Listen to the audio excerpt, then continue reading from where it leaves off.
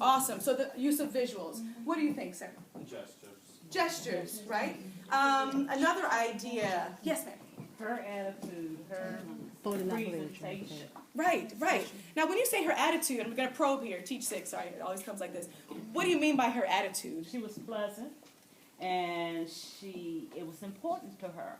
Yeah. You know? Right. And she showed that through her gesture and the expressions that she was trying to get us to learn. And, you know, she went through different modalities to get us to understand. Very good, very well said. And I think it's also kind of important to understand that when you're teaching in the target language and you got to gesture and you got to be on your feet and you got to be over here, you have to eat your Wheaties that morning. You know, you got to make sure you have a good breakfast because it does require a little bit more energy and effort. Do we agree on that? If you agree with that, give me a quick thumbs up. All right. If you kind of, that's right, sure, okay. But it seems like we mostly agree that it does require a lot of energy and effort. Now, were there any similarities between what you personally do in your own classroom? And I'm going to call on one of my Mandarin teacher friends over here. Something that you do that was similar to what she did in her lesson. Yeah, I did the same drawing for the face. Okay. And then I also used the ball. Especially for the younger one, the kindergarten one. Lovely. They're sitting very well. They would not go kiosk. Older one, they might play with the ball and throw everywhere. Right. So depend on different classroom atmosphere, you use different way to teach them. Beautiful. I love the way how you summarize that. Depending on different classrooms, you use different strategies, and that's very appropriate. Now, was there anything different? We're going to put you under the microscope just for 1 second in the spirit of collegiality here. What is one thing that you would have done differently? I'll just take 2 people to answer that question. Any ideas from this table? Yes. I would have done a turn and talk probably before the popcorn. Okay. Make sure that all the students had an opportunity to practice the question and a response before it kind of went around the room. Okay. So hopefully no one would have got caught completely dry, having never said the question. Okay, very good. So the strategy of a turn and talk, and I saw some heads nodding that they agree that could have been a helpful strategy as well. Yes. Also provide a written copy of the faces that you drew that way as they were going, and they could, relate to it right there to the paper and still be engaged in the lesson. Very good. Now, I appreciate the 2 comments we had here. Now, thinking about the rubric in terms of how this relates, how could we draw this into a Teach 7 moment? So, because will we say that teaching the greetings is a Teach 7 type of lesson? You can just shout out the answer. Do you think that? What's Teach 7 again? Teach 7 is developing higher level understanding through effective questioning. Do you think that teaching basic greetings is typically Teach 7? I see some heads shaking yes. You can. All right, you got to do more. But what are those more things that we would do?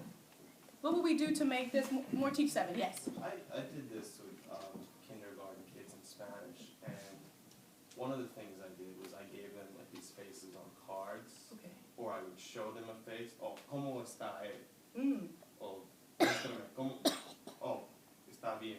Muéstrame bien. And they have to figure out which one to use, or they have to kind of think. It's not just a repetition. Very good. Okay, very good. So the application of it, of when to use it appropriately. And then also I hear him saying something when you're going from point of view. So for example, is it referring to he? Is it referring to us? Is it referring to I? So you're switching the verb forms as well. That could be as well. And one more idea? Yes. You can have students actually perform it and then have the rest of your class evaluate them, give them something positive and something, an area for improvement. Right. Kind of like what we're doing.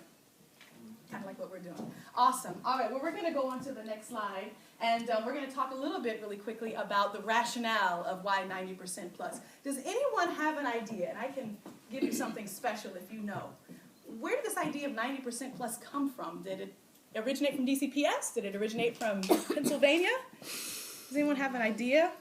Who came up with this number? I mean, why 90, not 95? Let's go with Pennsylvania. It's Apple's position statement. Exactly. What you said? From where? I come bearing gifts.